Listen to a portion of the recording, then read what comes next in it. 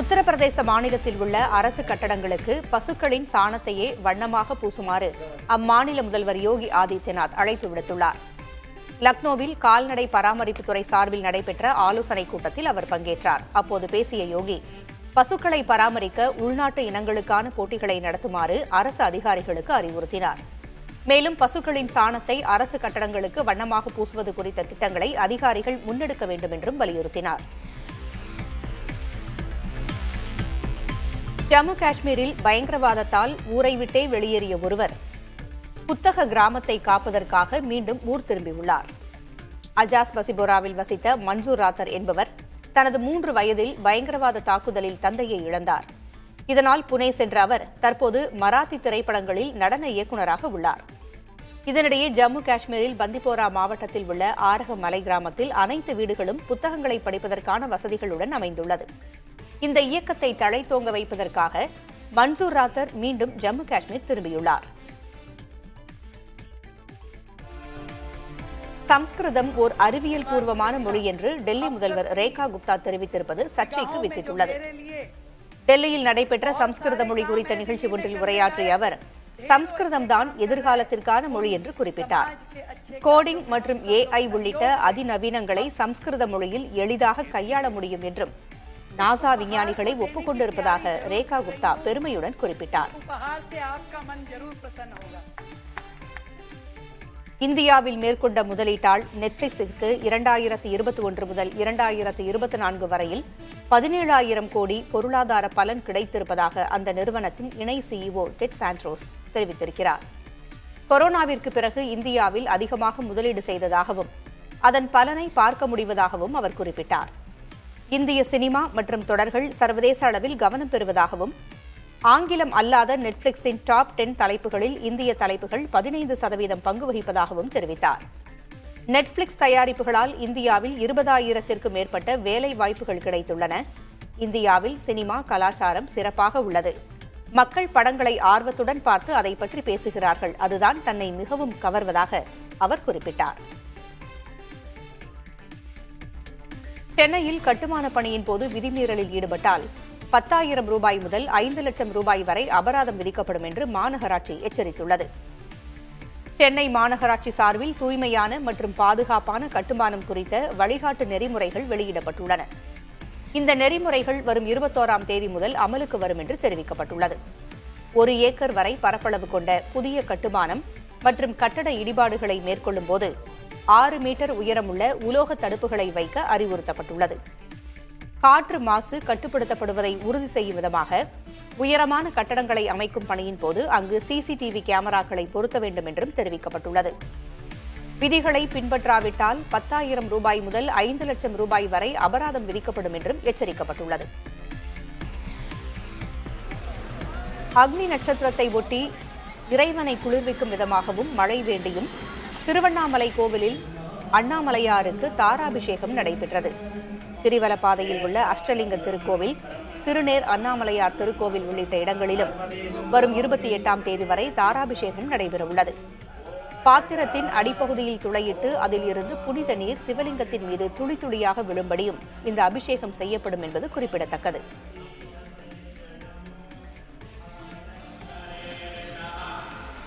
Micro plastic கழிவுகள் கடலின் ஆழத்திற்கு ஆயிரக்கணக்கான மீட்டர் தூரத்திற்கு இழுத்துச் செல்லப்படுவதாக அதிர்ச்சி தகவல் வெளியாகியுள்ளது. சுற்றுச்சூழல் மற்றும் அறிவியல் தொழில்நுட்பம் என்ற இதழில் இதுகுறித்த கட்டுரை வெளியாகியுள்ளது. அதில் மிகச்சிறிய பிளாஸ்டிக் துகள்கள் கடலில் 3,200 மீட்டர் ஆழத்திற்கு இழுத்துச் செல்லப்பட்டு கடலுக்கு அடியில் ஏற்பட்ட நிலச்சரிவில் சிக்கியிருப்பது தெரியவந்தது. ஆண்டொன்றுக்கு 1 கோடி டன் பிளாஸ்டிக் கழிவுகள் கடலுக்கு செல்லும் நிலையில் கண்ணுக்கு புலப்படும் வெறும் 1 விழுக்காடு பிளாஸ்டிக் தவிர்த்து மற்ற 99 விழுக்காடு மைக்ரோ பிளாஸ்டிக் கடலடியில் சேருவது ஆய்வில் தெரியவந்துள்ளது. இந்த மைக்ரோ பிளாஸ்டிக் கடல் உயிரினங்களுக்கு ஆபத்தை ஏற்படுத்தக்கூடும் என்றும் ஆய்வாளர்கள் எச்சரிக்கின்றனர். பஹல்கம் தாக்குதலை தொடர்ந்து இந்தியா பாகிஸ்தான் இடையிலான பதற்றம் அதிகரித்திருக்கும் நிலையில் ஈரான் வெளியுறவுத்துறை அமைச்சர் சையத் அப்பாஸ் அரக்சி இன்று பாகிஸ்தான் செல்கிறார். இந்தியா பாகிஸ்தான் இடையே சமாதானத்தை ஏற்படுத்த தயார் என்று ஈரான் ஏற்கனவே அறிவித்திருந்தது. இந்நிலையில் ஈரான் வெளியுறவுத்துறை அமைச்சர் அரக்சி இன்று இஸ்லாமாபாத் செல்கிறார். பின்னர் மீண்டும் டெஹ்ரான் செல்லும் அரக்சி வரும் 7 மற்றும் 8ஆம் தேதிகளில் டெல்லியில் வெளியுறவுத்துறை அமைச்சர் ஜெய்சங்கரோடு ஆலோசனை நடத்துகிறார்.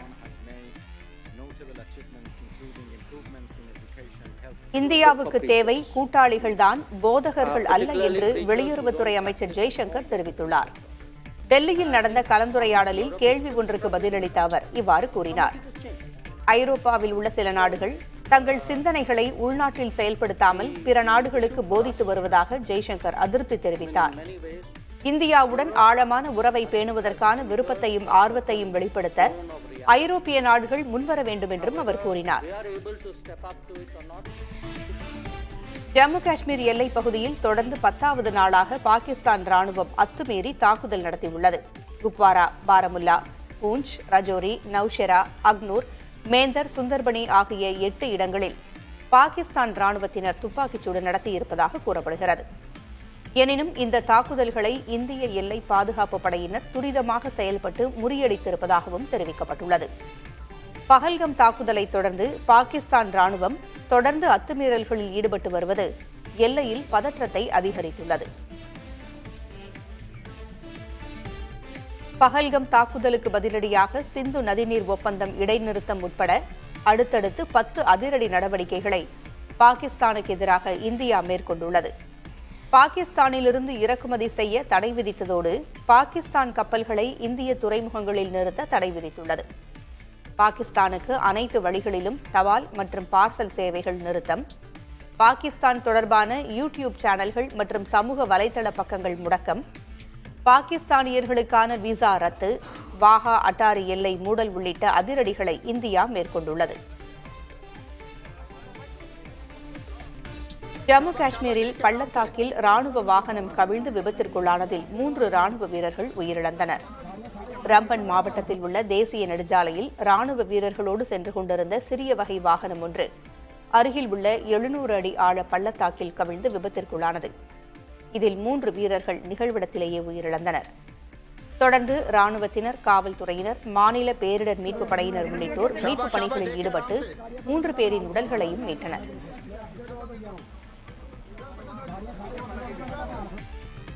அமலாக்கத்துறையின் கைது நடவடிக்கைக்கு உரிமைக்கு எதிரான வழக்கை 3 நீதிபதிகள் கொண்ட உச்சநீதிமன்ற அமர்வு விசாரிக்கும் என்று அறிவிக்கப்பட்டுள்ளது. அமலாக்கத்துறையின் உரிமைகள் குறித்த வழக்கில் 2022ஆம் ஆண்டு உச்சநீதிமன்றம் உத்தரவு பிறப்பித்தது. இதை எதிர்த்து தாக்கல் செய்யப்பட்ட ஏராளமான மனுக்களை நீதிபதிகள் சூரியகாந்த், கோட்டீஸ்வர் சிங் ஆகியோர் அமர்வு விசாரித்து வந்தது. இந்நிலையில் இந்த வழக்கை இனி சூரியகாந்த், உஜ்ஜல் புயான், கோட்டீஸ்வர் சிங் என 3 நீதிபதிகள் கொண்ட அமர்வு விசாரிக்கும். முந்தைய காலங்களில் சாதிவாரி கணக்கெடுப்பை எதிர்த்த மோடி அரசு தற்போது பல்டி அடித்திருப்பதாக காங்கிரஸ் செய்தி தொடர்பாளர் ஜெய்ராம் ரமேஷ் தெரிவித்திருக்கிறார். இதுகுறித்து அவர் தனது எக்ஸ் பக்கத்தில் ஒரு பட்டியலை வெளியிட்டுள்ளார். அதில் சாதிவாரி கணக்கெடுப்பை கோருபவர்கள் நகர்ப்புற நக்சல்கள் என்று 2024 ஏப்ரல் 28இல் ஒரு பேட்டியில் மோடி கூறியதாக சுட்டிக்காட்டியுள்ளார். சாதிவாரி கணக்கெடுப்பு பற்றி நாடாளுமன்றத்தில் மோடியின் பேச்சு, உச்சநீதிமன்றத்தில் பிரமாண பத்திரம் தாக்கல் ஆகியவற்றையும் ஜெய்ராம் ரமேஷ் குறிப்பிட்டுள்ளார். ஹரியானாவில் பாலின விகிதாச்சார இடைவெளி கவலைக்குரிய அளவில் அதிகரித்திருப்பதாக ஆய்வுகள் தெரிவிக்கின்றன.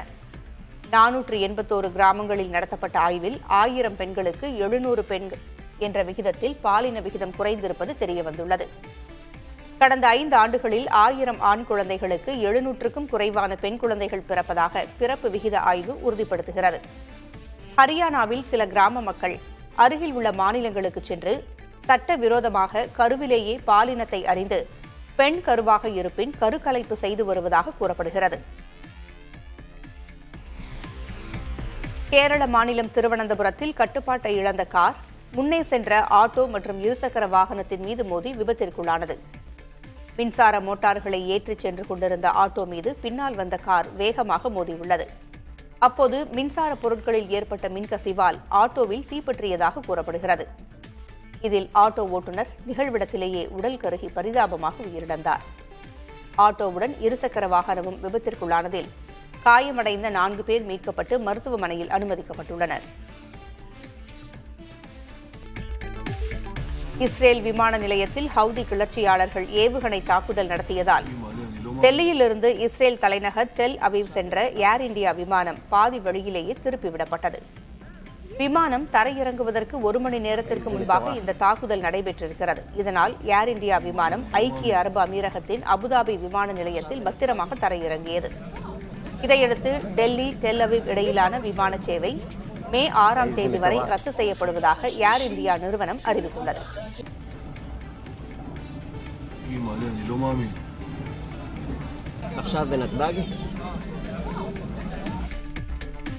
சீன அதிபர் ஷி ஜின்பிங் வரும் 7ஆம் தேதி 3 நாள் அரசுமுறை பயணமாக ரஷ்யாவுக்கு செல்கிறார். ரஷ்ய அதிபர் விளாடிமிர் புதினை சந்தித்து இருதரப்பு உறவுகளை வலுப்படுத்துவது, கூட்டாண்மை விரிவாக்கம், பரஸ்பர ஒத்துழைப்பு மற்றும் சர்வதேச பிராந்திய பிரச்சினைகள் குறித்து விவாதிக்க உள்ளார். மாஸ்கோவில் நடைபெறும் வெற்றி நாள் கொண்டாட்டத்தில் பங்கேற்கும் அவர் பல்வேறு அரசு மற்றும் துறை ரீதியான ஒப்பந்தங்களிலும் கையெழுத்திட உள்ளார். இறுதியாக 2024இல் பிரிக்ஸ் மாநாட்டிற்கு ஷி ஜின்பிங் ரஷ்யாவிற்கு சென்றிருந்தார். உக்ரைன் மீது ரஷ்ய படைகள் நடத்திய வான்வழி தாக்குதலில் 2 குழந்தைகள் உட்பட 11 பேர் காயமடைந்தனர். கீவ் நகரில் உள்ள குடியிருப்பு பகுதிகளை குறிவைத்து ட்ரோன்கள் மூலம் இந்த தாக்குதல் நடத்தப்பட்டதாக தெரிவித்திருக்கும் அதிகாரிகள் இதில் பல வீடுகள் இடிந்து சேதமடைந்திருப்பதாக தெரிவித்துள்ளனர். தாக்குதல் நடத்தப்பட்ட பகுதியில் தீ விபத்து ஏற்பட்ட நிலையில் நிகழ்விடத்திற்கு விரைந்த தீயணைப்பு படையினர் நீண்ட நேரம் போராடி தீயை கட்டுக்குள் கொண்டு வந்தனர்.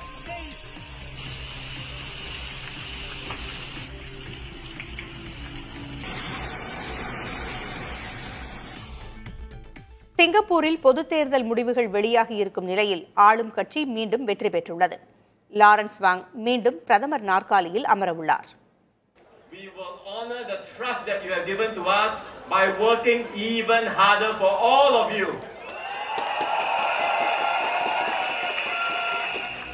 சின்னஞ்சிறு நாடான சிங்கப்பூர் அரசியல் ரீதியாக அதிசயமான நாடு. வேறெங்கும் இல்லாத அளவுக்கு இங்கு 66 ஆண்டுகளாக ஒரே கட்சி, அதாவது மக்கள் செயல் கட்சியே ஆட்சியில் இருந்து வருகிறது. தற்போது நடந்த தேர்தலிலும் அக்கட்சி பிரம்மாண்ட வெற்றி பெற்றுள்ளது.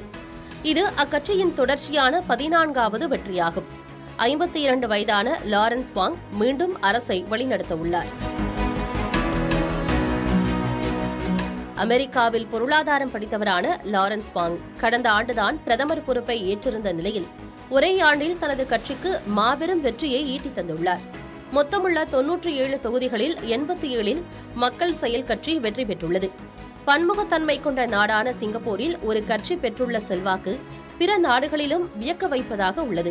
இங்குள்ள மலாய் மக்கள், இந்திய மக்கள் போன்ற சிறுபான்மை சமூக மக்களுக்கும் ஆட்சி அதிகாரத்தில் கட்டாய பிரதிநிதித்துவம் கிடைக்க வழிவகை செய்யும் வகையில் குழு தொகுதிகள் என்ற நடைமுறையும் பின்பற்றப்படுகிறது. அதிகார பரவலாக்க நடைமுறை அரசின் மீதான மக்களின் நம்பிக்கையை அதிகரிக்க செய்வதாக பார்க்கப்படுகிறது.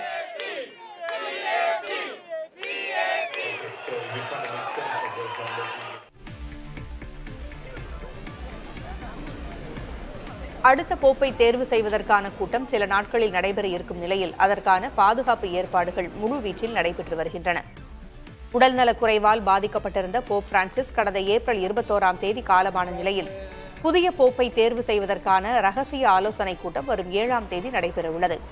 செயின்ட் பீட்டர்ஸ் தேவாலயத்தில் நடைபெறவுள்ள இந்த கூட்டத்தில் கார்டினல்கள் திரண்டு வாக்கெடுப்பு மூலம் அடுத்த போப்பை தேர்வு செய்ய உள்ள நிலையில் தேவாலயம் அமைந்துள்ள பகுதி முழுவதும் பலத்த பாதுகாப்பு போடப்பட்டுள்ளது.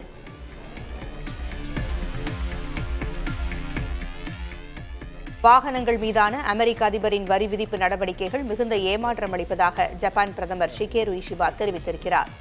வாகனங்கள், எஃகு, அலுமினியம் உள்ளிட்டவற்றின் மீதான வரி விதிப்பு குறித்து பேச்சுவார்த்தை நடைபெற்றதாகவும், எனினும் இதில் சுமூகமான முடிவு எட்டப்படவில்லை என்றும் தெரிவித்துள்ளார். இது தொடர்பான 3ஆம் கட்ட பேச்சுவார்த்தை இம்மாத மத்தியில் நடைபெறும் என்றும் தெரிவித்துள்ளார். ஜப்பான் மற்றும் அமெரிக்க பொருளாதார ஆலோசகர்கள் இடையில் வர்த்தக பேச்சுவார்த்தை நடைபெற்ற நிலையில் ஜப்பான் பிரதமர் இவ்வாறு கூறியுள்ளார்.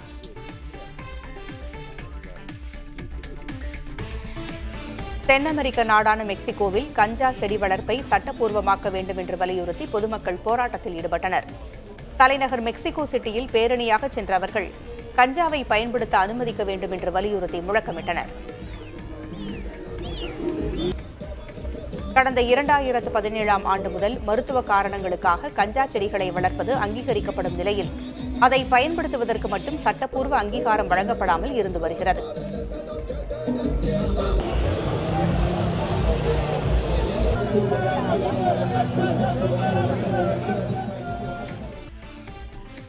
கப்பல்களில் பறக்கவிடப்படும் கொடிகள் குறித்த பின்னணி பல்வேறு சுவாரஸ்யங்களை கொண்டுள்ளது.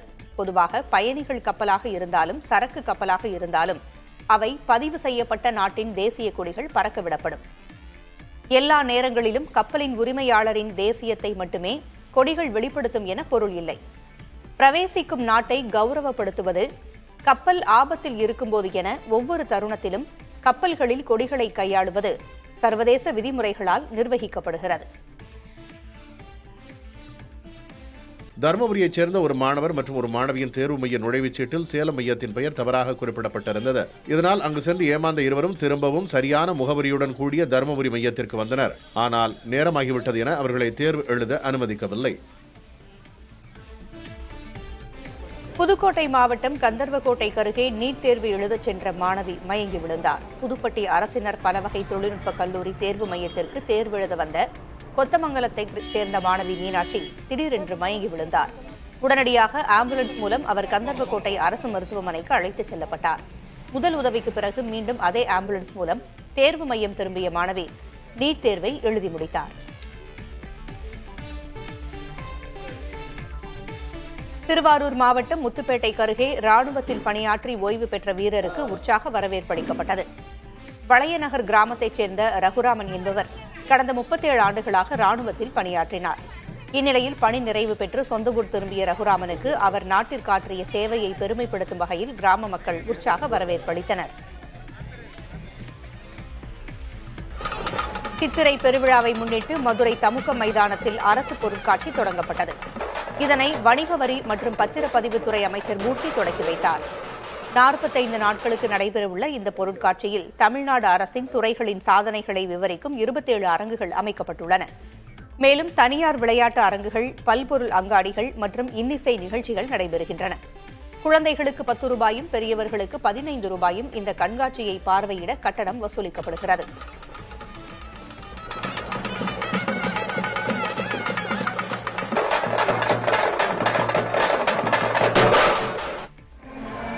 சங்கீத மும்மூர்த்திகளில் ஒருவரான சத்குரு தியாகராஜரின் 258வது ஜெயந்தி விழாவை முன்னிட்டு திருவாரூர் மேலவடம் போக்கி தெருவில் உள்ள சங்கீத மும்மூர்த்திகள் அவதார ஜென்மபூமியில் இசை ஆராதனை நிகழ்ச்சி நடைபெற்றது. இதில் 200க்கும் மேற்பட்ட கர்நாடக சங்கீத இசை கலைஞர்கள் பஞ்சரத்ன கீர்த்தனைகளை பாடி இசை ஆராதனை செய்தனர். கொல்கத்தா அணிக்கு எதிரான போட்டியில் ராஜஸ்தான் கேப்டன் ரியான் பராக் தொடர்ச்சியாக 6 சிக்சர்களை விளாசி அசத்தினார். அதில் ஒரு சிக்சர் எல்லைக்கோட்டுக்கு வெளியே நிறுத்தி வைக்கப்பட்டிருக்கும் காரையும் பதம் பார்த்தது. மொயின் அலி வீசிய ஓவரில் தொடர்ச்சியாக 5 சிக்சர்களை பறக்கவிட்ட ரியான் பராக் அதற்கு அடுத்த வருண் சக்கரவர்த்தி ஓவரில் தான் சந்தித்த முதல் பந்தையும் சிக்சருக்கு தூக்கி அசத்தினார். ரியான் அதிரடி காட்டிய போதிலும் அவரது அணி கொல்கத்தா அணியிடம் 1 ரன் வித்தியாசத்தில் வீழ்ந்தது.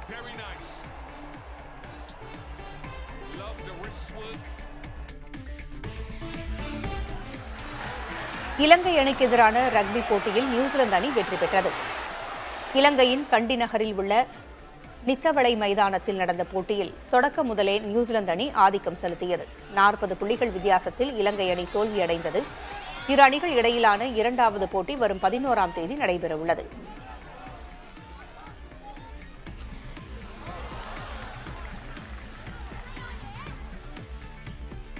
தன்னுடைய பழைய படங்களில் செய்த தவறை சரி செய்வதற்காகத்தான் நேர்கொண்ட பார்வையில் நடித்ததாக நடிகர் அஜித் தெரிவித்துள்ளார். சமீபத்தில் தனியார் செய்தி நிறுவனத்திற்கு பேட்டியளித்த அஜித், ஆரம்ப காலத்தில் தான் நடித்த படங்கள் பலவற்றில் பெண்களை கேலி கிண்டல் செய்வது போலவும் அவர்களை குற்றம் சுமத்துவது போலவும் காட்சிகள் இருந்தன. அந்த தவறை சரி செய்வதற்காகவே நேர்கொண்ட பார்வை படத்தில் தான் நடித்ததாகவும் அஜித் கூறியுள்ளார். மேலும் இந்த படத்தின் மூலம் தன்னை பின்பற்றுபவர்களிடம் பெண்களுக்கான மதிப்பையும் மரியாதையையும் உரிய முறையில் அளிக்க வேண்டும் என்ற எண்ணத்தை விதைக்க நினைத்ததாகவும் நடிகர் அஜித்குமார் தெரிவித்துள்ளார். மதுரை மாவட்டம் திருமங்கலத்திற்கு அருகே 285வது ஆண்டாக ஜல்லிக்கட்டு போட்டி வெகு விமர்சையாக நடைபெற்றது. கரடிக்கல் கிராமத்தில் சுந்தரராஜ பெருமாள் கோவில் திருவிழாவை முன்னிட்டு நடைபெற்ற ஜல்லிக்கட்டில் 950 காளைகளும் 450 மாடுபிடி வீரர்களும் களம் இறங்கினர். வெற்றி பெற்ற காளைகளுக்கும் வீரர்களுக்கும் கட்டில், சைக்கிள், மேசை என்று 1000த்திற்கும் மேற்பட்ட பொருட்கள் பரிசாக வழங்கப்பட்டன.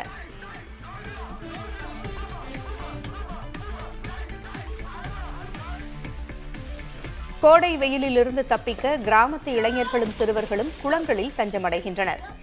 நாகைக்கு அருகே சங்கமங்கலம் கிராமத்தில் சிறுவர் முதல் இளையோர் வரை குளத்தில் டைவடித்து மகிழ்கின்றனர். நீச்சல் தெரியாத சிறார் பலருக்கும் கோடை விடுமுறையை பயன்படுத்தி இளைஞர்கள் நீச்சல் பயிற்சியும் அளிக்கின்றனர்.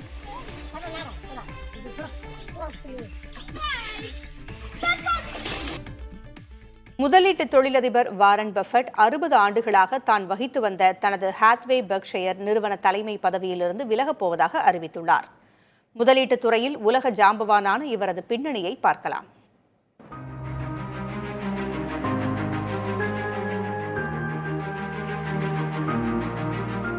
வாரன் பஃபெட் இவர் ஒரு ஆன்மீகவாதியோ, அரசியல்வாதியோ, ஒரு நாட்டின் தலைவரோ, சினிமா நட்சத்திரமோ, விளையாட்டு வீரரோ அல்ல. ஆனாலும் உலகில் கோடிக்கணக்கானவர்களுக்கு இவர் குரு, ரோல் மாடல், கொண்டாடப்படும் ஹீரோ. இப்படி சொல்லிக் கொண்டே போகலாம். முதலீடுகளை எப்படி செய்வது, எங்கு செய்வது என்பதில் கில்லாடி இந்த வாரன் பஃபெட்.